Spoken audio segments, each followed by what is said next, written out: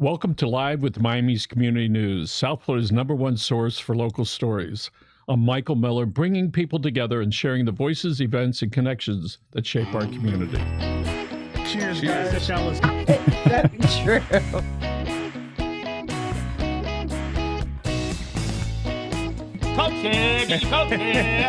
I'm all in to be the Miami-Dade County mayor. That event.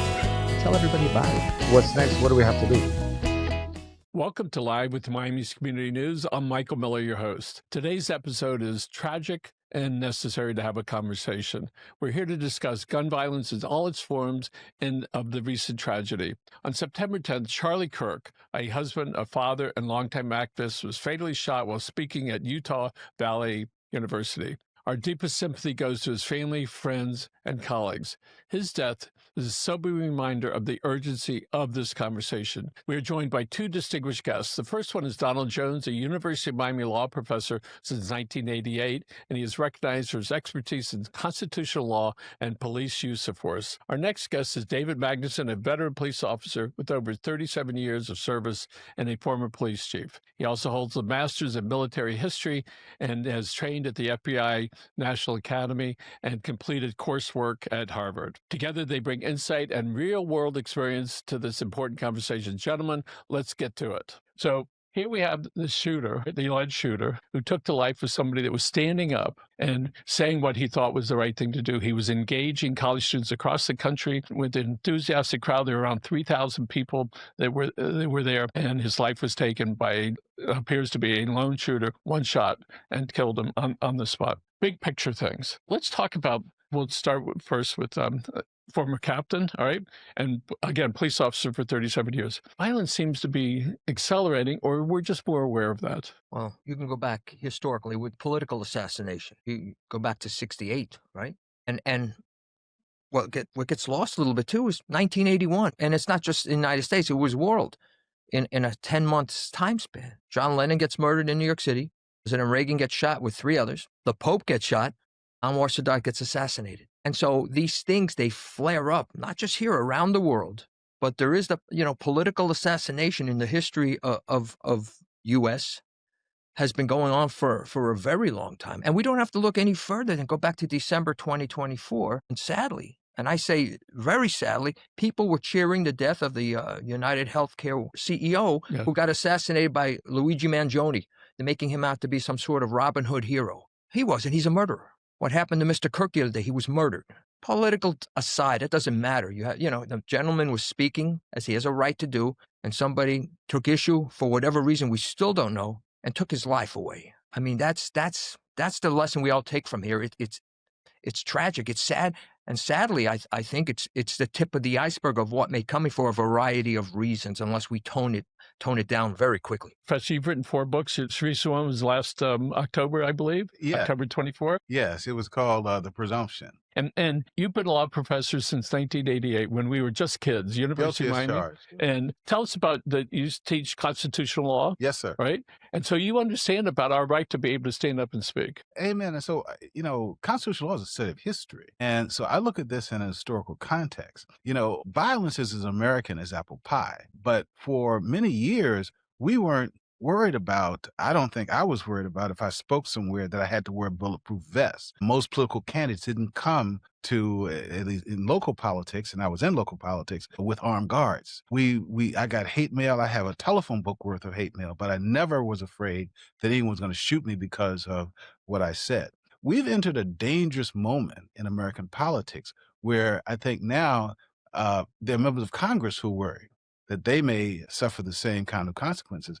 And I think what's happened is we've reached a level of polarization that is unprecedented in the United States. At one point, we used to have debates in this country between politicians. Now, between the different sides, the conservatives and liberals, you don't have debates, you have name calling, and they use some of the same vocabulary. What is it Biden said about Republicans? He said they're fascists. What did Hillary Clinton say about Republicans? They're deplorable. And Republicans say similar things using almost the same vocabulary. The level of polarization has become extreme and has created an unstable condition in American politics. And David, you have your master's in American history. Military history. Military history. But I want to touch a point here. Yes. That makes a lot of sense. We're talking about polarization. But go back, and I'm going to come to a point here. Yeah. Go back to 63. Go back to Texas. How vile it was for Kennedy, but he had to travel there because he was going to run in 64, and he needed the state of Texas, even though Johnson was his VP. Leading up to it, Adlai Stevenson gets spat upon. They're still angry because he fired General Walker Kennedy. And here's the thing. We're all thinking he's in danger from the far right. It was a Marxist that killed him. And so there's no rhyme or reason. But what's the difference between 63 and now? Because I would argue it was pretty hostile to him back then. Social media. And you did mention about in the 80s there were shootings, and recently there were 3 attempts, political, right? 2 missed, well, 1 sort of hit. And so you're right that there seems to be more of it, but maybe not. I think there's a cultural shift. I think we witnessed a cultural shift. I teach constitutional law, and one of the things I think was true, and most people believed in the 60s and 70s, at least most lawyers, was that I may disagree with what you say, but I will fight to the death for your right to say it. Also, we teach in constitutional law the idea that, well, the answer to speech that you don't like is more speech. And I think most people accepted that to a certain point, but I think that was in a different era of culture. And I think that we're now in an era of what I would call shoutdown culture, where it has become popular on the social media to shout, not to answer someone, but to shout them down. And at one point, we saw, I think most people who were Democrats saw Republicans as their opponents. Now they see them more so as their enemies, or at least there's an increasing tendency within our discourse to treat people who disagree with us as our enemies. And I think that in other words, what's happened is that hate has become somehow something cool to do depending on who you hate. It's okay to hate Republicans, and Democrats would say it's okay. Republicans probably say it's okay to hate the other. Something's wrong with the way that we have conducted our discourse. Thing unstable has taken place in terms of a shift in culture that has allowed shout down culture to replace dialogue. Dave, why don't you continue on with that animosity that was going on in the 60s, 70s, and 80s, and the effect that the massive amount of communication, instant communication we have, whether it's by email or websites or social media? Social media. There's a sort of anonymous texture to it. You can sit behind, what do they call them? Keyboard commanders. You sit behind the keyboard. You can say what you want. You're not debating in public. This isn't Buckley versus Gore Vidal on TV in the 60s, where they went at it from different sides, and they went at it pretty good. This is more where, with the algorithms, you start posting something, let's say about apples. I'm just making that up. Well, guess what's going to come up in the algorithms after a while? Apples. So it's a constant bombardment. And I go back to the youth. I mean, that same day that Mr. Kirk was assassinated, you had more kids shot in a school in Colorado. That flew totally under the radar by a 16-year-old that has been radicalized, anti-Semite, in love with Hitler, under the radar. And here's the sad part of this. They weren't killed. You hate to say this, but yeah, because he was only carrying a revolver. Well, suppose he carried a rifle. The point I'm making is these are the political assassins of tomorrow, these that are getting radicalized on social media. One of the things we recognize, I'm a great follower and trying to understand social media, but in the years ago, there's a company called Cambridge Analytica. They bought 80 million private information contacts from Facebook. This just came up, recent case concerning that. What they were able to do effectively, they were able to send you a message that you can endear on one party and then piss you off, all right, to hate the other side, not just to support your candidate, all right, but they would have it. And the guys on the other side, this is what they want. So it would reinforce your support of who you wanted and reinforce your anger. And we can see how social media, with the emotions that go in there and the clever marketing, gets you to do stuff that you don't want to do, but they know how you are because they look at your history. And they're going to know you did this, and so they know how to talk with you. The other day, my wife was shopping for a shirt for me. It came up on my phone. So they know how to send messages and connect to all of us in such rapidness that the days of looking to 10 or 15 or 20 sources of news now is literally millions. And there's that bar is not there anymore. It's an open keg, if you want. Well, technology is certainly a factor in this, and it is the means by which, this instrumentality by which hate is transmitted. But you see, I think that if you look at the civil rights era, for example, there was a time King said something like, darkness cannot drive out darkness. Only love can do that.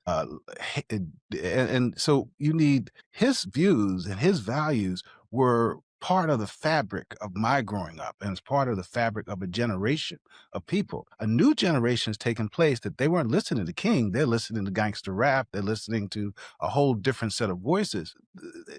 The words of King resonate less loudly than the idea that Malcolm X had, by any means necessary. There has been a cultural shift. And I think that, for example, that there was a young man who shot the head of an insurance company, and he has become a hero in certain sectors. There has been a cultural shift in which you can commit violence, and depending on who it is, you can become a hero. You see, this is identity politics. Identity politics is real. And it's in identity politics, we tend to live in, it's not just that we have the social media, but we live in silos. And I talk to people who are like me, they talk to people who are like them. And the isolation between communities and the polarization between communities has become extreme. And instead of dialogue, what we have is name calling. Instead of answering someone, you simply call them, you say, this person's a fascist, or this person is unhinged. And so there's been a cultural shift, I think, in terms of the values. I believe, may disagree with what you say, but I will defend to your death your right to say it. That's been replaced by, if you say something that I think is hateful, then I have the right to unalive you. The ideas that are now about, that have become mainstream, would have been considered vigilantism in another era. Let's talk a little bit about, there have been murders at churches, at synagogues. Yeah. Years ago, remember the guy was laying in his trunk and just randomly shooting people. So there's this great big issue, right, Yes. that's being exacerbated by this particular assassination. Right? Remember, the guy was a husband, right? A father. He's got those couple of kids that are there, and he's got all these people. Just a tragedy, and a really bad message for all of us. When you Yes. speak up, whether you believe in what he's saying or not, he lost his life. All the Miami-Dade County commissioners and the mayors have the opportunity to have a security detail with them. And when they come here, they're here. They sit right over here, and they're guarding, because in times, especially around the budget time, when people get really nervous about how they're going to get the money. And we see that. And you realize that when people get into politics, or they get to a place where they're speaking up, or they're making decisions that are not good for other people, they hurt. I saw a thing today. It was a doctor. He was on Facebook. He said, this is the salary of the CEO of Starbucks. I don't know, tens of millions of dollars. The average barista makes $14,000. How could that guy that works in that place not be angry? And so you think about this stuff that's happening. And here's this doctor who I always admired his work. Great work, all right? On Facebook, I like the subjects. Now he's ventured into this other arena. Oh no, now I'm shifting how I'm thinking about him. Can I look at him now and think that he was middle of the road, staying in his lane without that? And so when we speak up, all right, it's tough, all right? There are times when we decide we're going to cover something, is it going to be a problem for us? I see calls from City Hall, got to watch out. They would tell me, watch out, this is coming up. And being Jewish, my wife would love me saying that you recognize there are people that hate because of the way we look. Sometimes not even what we say, because the way we look and what our background is. So on one hand, you want to say, are these people mentally ill, or are they just from a different place where they think they can do that with all their weapons? You've been around weapons your entire life. You've been, and again, police officers for 37 years. Give us this broader scope about what's really going on with violence. Violence is here. It's nothing new. I mean, there's different categories of it. If we're going to talk about political violence, and I would venture to say, aside from hate crimes, political violence, and maybe it goes hand in hand, political violence is the most dangerous violence a democracy or anywhere else. Well, usually democracies can face. You know, you don't have that opinion. Listen, you go back to 2000, the election, how contentious it was. And yet the greatest speech that Al Gore ever gave was when he conceded. Nixon, when he lose, they said, why don't you challenge Illinois? He said, no, Kennedy won. I would argue, would you have the same Nixon-type, Gore-type concessions today? I would say not. That being said, you know, we're in a world right now where you can't disagree. Let me just give you an example here. You have a Republican governor, Mr. Spencer Cox, who's speaking very well, very conciliatory, calling for peace, embracing all sides, and yet he is getting reamed by the far right. For what? He's calling for right things, and there's just some that want to push the issue and say, no, you don't know what's coming. You don't know. What does that mean? And I go back to Bobby Kennedy speaking announcing to an African-American crowd in Indianapolis the day Martin Luther King was murdered. Probably the best speech I ever heard in my life. And at the end, when he spoke from the heart, it was an impromptu speech, and I would ask everybody to watch that speech. They cheered for him. You know, with all the riots around the country that night, Newark, wherever, all across, Indianapolis did not burn. They needed leadership. They got it. I think the governor of Utah is offering leadership. There will always be those that don't want it, because so long as the fires can burn, they can seem important by trying to put them out. I'm sorry I have to say it like that, but Mr. Cox is spot on about trying to bring unity on all sides, the left, the right, Republican, Democrat. Some people don't want it. So, Dave, we were here a couple of weeks ago, and I think you figured out when the next shootings were going to be. Yes. Well, based on statistics for school shootings, yes, that we were due to have another one in the next few months. Little did I know it was going to be in the next few weeks. And Professor, have we become desensitized to the school shootings? Another one over here, another one over there, another one here, all right? So what's happened to us? I think that we are now in a dangerous place in America, where I think that there is a great danger that violence has become normalized, political violence, violence against someone we don't like. And not just that it's happening, but there's a climate which suggests that depending on who you shoot, that you can become a hero to a certain community. If someone shot Trump, I don't know whether they would be prosecuted or given a medal by some of the people who are pundits and so-called thought leaders. We're in a dangerous place. Let me just say this, and this is what I really wanted to say. Just imagine that we're all in a plane and someone says something that's hateful. Someone in today's world might get up and shoot them. And here's the problem. If you shoot someone in a plane, then that bullet may not just shoot them, it may go through them and hit the fuselage of the plane and everyone falls. In my view, that plane is our democracy. And what we have to learn to do is to talk to each other, because we're all in the plane. And if we continue to choose violence instead of dialogue, we may crash the plane. You were talking about democracy. Democracy is a fragile thing, same way that the fuselage of a plane is fragile. And we have to protect that. And the only choice we have is between two paths. One is dialogue, and the other is violence. Democracy dies without dialogue. We have to find a way to talk to people that we may not be comfortable with. We may not like them. We may not agree with them. We may want to call them an SOB. But we have to find a way to talk to each other. There's not Republicans are evil and Democrats are good. There's some way that we have to find a way to build those bridges. So when we look at these last three assassins or attempted assassins, they didn't want to talk. They just wanted to take it in their own hands and the lives of two people at that point without regard to themselves, because they knew they were going to either be on the run or caught in a very short period of time. But there's a climate that enables them, you see. And so our question is, what can we do? And we shouldn't feel powerless. What can we do to create a climate in which they will not feel comfortable or empowered to do that? Something gives people, well, I'm going to be famous. I'm going to be cheered.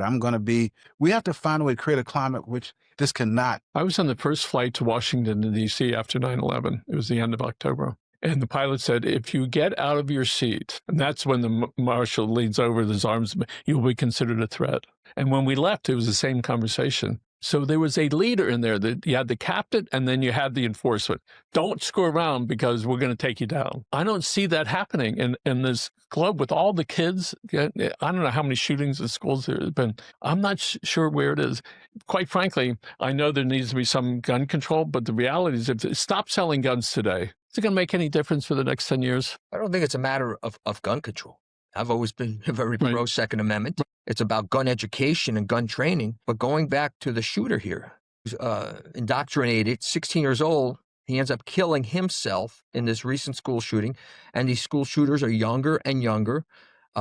They're buying it online. It's almost the same thing. And they're leaving manifestos praising the people that have come before them. It's not that much going out on a limb to say, if they turn a certain way, they will be the next political assassins based on the fervor that goes on in this country. We know why Lincoln, what was when he was assassinated by Booth, what was the climate in the country? The Civil War just ended and Booth was a sympathizer. Garfield, that was just and that falls under the radar. He was mentally ill, and the doctors probably had more to do with Garfield's death with the unsanitary thing than the shooter did.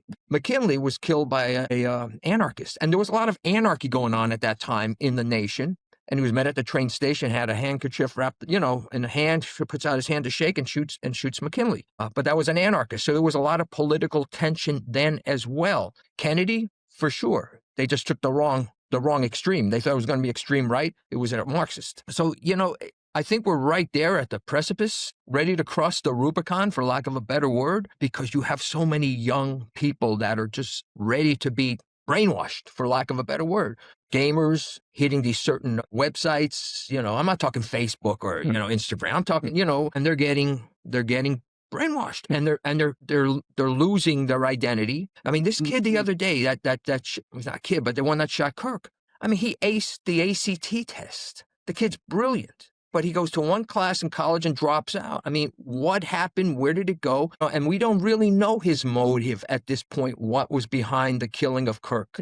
So when you look at these young people who are doing well in school, all right, and they appear not to have a mental disorder, they don't appear to be like stupid. All of a sudden, for a relatively short period of time, like with this young man, something occurred. We say, okay, is mental health part of the issue? Is it public safety? Is it more guards at every school? Is it more metal detectors? Is it more event security? How much event security was at that place? It looked pretty like there was a lot, all right? So are there going to be police at every corner in the campuses and at the elementary schools and at the shopping centers? We have to change the answers. We have to change the culture. We can't say anything goes. And so we can't applaud people who support Mangione. We can't applaud someone who commits an act like that. People were laughing about the killing of Charlie Kirk. One student on YouTube is dancing on flowers of a memorial. And so what we've got to do is we've got to someone has to promote leadership and say, this is wrong. We can't do this. We can't simply say, okay, well, this was a bad person. It doesn't matter what kind of a person he is. It doesn't matter what he says. The Democratic Party should say with one voice, this is wrong. The Democratic Party should reject those people in the party who think that violence is an acceptable tool to be used to achieve political ends. And so should the other parties too. Yes. Well, but to me, the people were laughing were not Republicans. They weren't conservatives. The people were laughing. And so what I'm trying to reach is the fact that in this particular case, we have to find a way to make this a teachable moment. And the people who want to be leaders should now step forward and say that this is wrong. I'm thinking about my grandkids. So at some point, 8 and 10, they've already heard this. So how do I sit down and explain to them, hey, this is it. 20 years ago when we sued the Sun Sentinel because they stole our name, my daughter, who's now 35, she said, how can they do that, Daddy? I said, well, they're not supposed to. And this is how we solve that. We send them letters and then we go to court and we let the courts, that's how we handle that. As angry and as frustrated and beyond belief that I just wanted to continue on my merry way. I tried to have that as a moment to teach her. She probably doesn't remember, but I remember that. So how do we go to our young people and in all the schools that think, oh, it's okay to do that because look at all the people. This year, how many mass shootings are there going to be? How many are there going to be? Yeah. Sky's the limit, I suppose. We don't know. And that's the scary part. We don't know what's coming tomorrow. Like I said on the show, it's always going to be the December 6th and the September 10th that keep me awake at night. We just don't know what tomorrow brings. So, Professor, you've been teaching, you have your classroom full of young students that they got stars in their eyes. They want to go out and they want to help the world and, of course, make a living. And the social engineers. What are you going to tell them when you go back to class last week or you did last week and this upcoming weeks about what just happened? We have to find a way to talk to each other, and that it doesn't matter how far apart we are. We have to find a way, at least in this class, to find a way to talk about those difficult subjects without, and we can hate racism, we can hate bigotry, but we can't hate each other.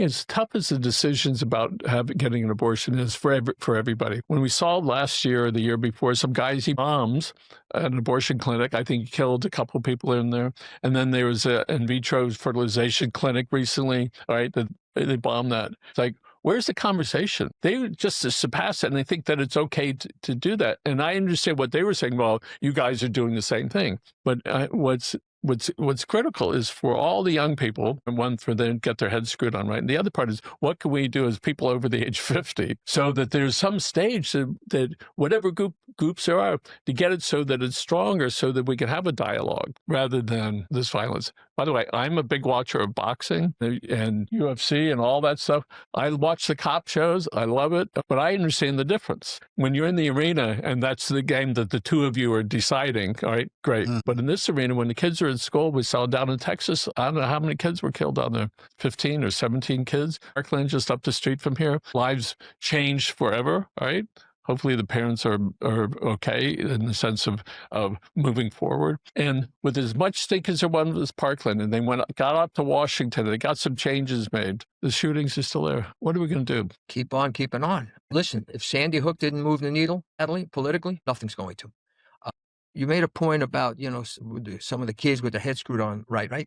Well, I think the vast majority of the kids are good. They have their head screwed on right. And that's not what we concern ourselves with them, but it's the ones that slip through the crack. I mean, imagine having a kid that aced an ACT test that's doing great, full scholarship. You got to be proud as a parent. When was that, by the way? Well, this recent assassin. So you don't know, there's nothing wrong. That was in the last year or two. That was this right now. This one that just did. No, yeah, a couple of years ago when he aced it. Yeah. Yep. And you're proud as a parent. You're doing all the right things. Where did it go off the rails? And, sometimes we talked about before, a lot of these parents are enablers. I'm not saying this is the case here. It's not in every case. What happened and what led somebody? I mean, we talked about security on the school campus. You're going to put people all over the place. There was security there. But I think you ask that question, well, who's going to come here to a university in Utah and try to harm Charlie? Come on.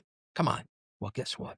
That's what happened. I mean, there are places where you can say, yeah, I kind of guess I could have seen that coming. The signs were on the wall. There were no signs here. So, Professor, if somebody's in the town square, that little soapbox, and up there doing their stuff, are they going to be more concerned today than they were yesterday? I think the bulletproof vest industry will make a fortune these days. Van Jones will probably have a designer one. But the thing is that we can't normalize this. Maybe it's already been normalized. There was one person said that America's in a dangerous place today because we're at a point where violence like this may become normal. I think it's already happened. And the question is, how do we pull back? The only way to pull back is we have to find a way to talk to each other and build bridges. And I think at the core of it is this value system that says, okay, it's okay to use violence as long as that's the Dirty Harry idea. It's okay to kill someone as long as the right people get killed. We can't adopt that Dirty Harry gangster mentality. We have to reject that and replace that with the idea, no matter how bad I hate what the person says, I can't hate that person. What do you say about that? I mean, there's got to be something now. Something. We can't keep going down this path, and we have been. And I go back to what I said a little while ago. Here you have somebody stepping up and saying all the right things as the leader of the state of Utah, and he's getting maligned by some. And my question, I'm sitting there going, why is he getting maligned by some? Here he's bringing together Democrats, Republicans, and moderates. And again, I caution the extremes of both parties. The strength of this nation has always been in the middle, the moderation. You can have different thoughts and all. Be careful of the Erosion provocateurs out on the limbs on both sides that are looking to stir the pot for their own gain. So when we look at the extraordinary pressure on policemen, try to, where they suspect a guy is going sour, he's got some rights. He's got an attorney. And sometimes it turns out that they were right on target. There's some that the cops been out to the house many, many times, and you're a lawyer, you understand this. They didn't do the final thing. Years ago, I was pulling into a parking lot to drop off some mail. And as I pulled in, there were these three kids across the street. One pulled out in front of me. One came to the mailboxes, there's space, and one was behind me. As I'm watching this happen, I'm going about 3 miles an hour. I rolled my window back up, and I managed to get around the kid that was blocking it. So I called the police. They said, Michael, how do you know they were going to rob you? I go, I don't know. I thought they were. Do you have any proof of that? No. So as a lawyer, you understand that. Well, but as the guy on the other side, I go, that's the behavior. But how far does somebody have to go before the police can say, we got to take this guy in, assuming that they're not like schizophrenic? I feel what you're saying, but this is how I come at it. If you went back to the days of the 1980s and 40s in Germany, then they organized in beer halls, and people would go to the beer halls. They were indoctrinated there, and those organizations grew and polluted the rest of Germany. And I think that today is we don't have beer halls. What we have is the internet, and there are groups. I won't mention their names, but the FBI knows the names of these groups that are. You could go through the internet history of this guy, and you'll see. I'll guarantee that there were certain sites that he looked at where he was indoctrinated. Why are those sites allowed to go on? Someone needs those sites need to be monitored, not just monitored. The same way you could infiltrate the Klan, you need to try to infiltrate those organizations, and we need to try to get at the root cause. It's a problem not just for the police; it's a problem for the schools. The schools should have some active program by which we're looking at the mental health of our kids. It's schools, it's parents, and it's also the police, but. The point is that the organization and the indoctrination is not being done in beer halls. It's done on the social media. We need to think about that. Well, of course, now with AI, that brings up a whole new realm of things that are in there. But let's talk about police, and let's talk about the FBI and the CIA. We never know how many things they stopped as they were just getting going, or maybe they stopped it before it was going to get going. We will never know that. Right? Because they may have not happened. They got to be right 100% of the time. Yeah, the bad guys only got to be right once. Going back to the beer hall, like in the beer hall in Munich in 23 and everything, and that you're right, that's where they was pushing. It's still interesting to know that in 1928, the Nazis only got 2.8% of the vote. Only 2.8%, 5 years before Hitler takes power. So it wasn't resonating. It wasn't exploding. Yeah, you had people that wanted to hear that message in the beer halls and get out and march and want to take on the communists and all that. That was the big to-do, right? But it wasn't resonating. This social media is that propellant, that rocket that's sending whatever word you want to use into orbit. Because hundreds and thousands and theoretically millions of people can see that stuff. I think about the Boston Marathon, people out there celebrating their lives with their families and everything. All of a sudden, this bomb goes off, kills a bunch of people, got people that are maimed. Celebration of life right out there, and hundreds of thousands of people or tens of thousands along the road, cheering their favorite person along. It's like, what causes somebody like that to do that? And when we start thinking about all the violence that is there, I am more and more thankful every day that it hasn't affected people that I know, right? But it's only 6 people away until it will affect us. So, Professor, we're about to wrap up, but I would like you to talk right into the camera and you can look right into the camera and send a positive, vibrating message to people. Well, my message is that we're not powerless as individuals, and we should each look at ourselves and figure out what can we do. One thing you can do is don't be part of those who are calling or demonizing another person and character assassination. In other words, when we talk to each other, we shouldn't talk by saying this person is lame or this person is a fascist or this person is unhinged. We have to replace that kind of name calling with dialogue. That's something that each individual can do. You can police your own conduct, and we have to find ways to talk to each other. It starts with each of us. Amen. I would still challenge everyone watching this, when you're done watching this excellent episode, to YouTube. Take a look at Robert Kennedy's speech when he gave it in Indianapolis on April 4th, 1968. That's what we need to look for in leadership and as a people. And listen to his words carefully about love conquering hate. It may seem simple enough, but again, the proof was in the pudding. His words kept the city from exploding and rioting the night Martin Luther King was killed. And I think once if you haven't heard it before, when you listen to that speech, it'll make perfect sense on what is needed right now. And here's what's needed right now. We're going to look at that camera right there. And my family and I are practicing the new Disney rule. The Disney rule is when you hug someone, don't stop until they do. Thanks for joining us. Have a good day. Bye.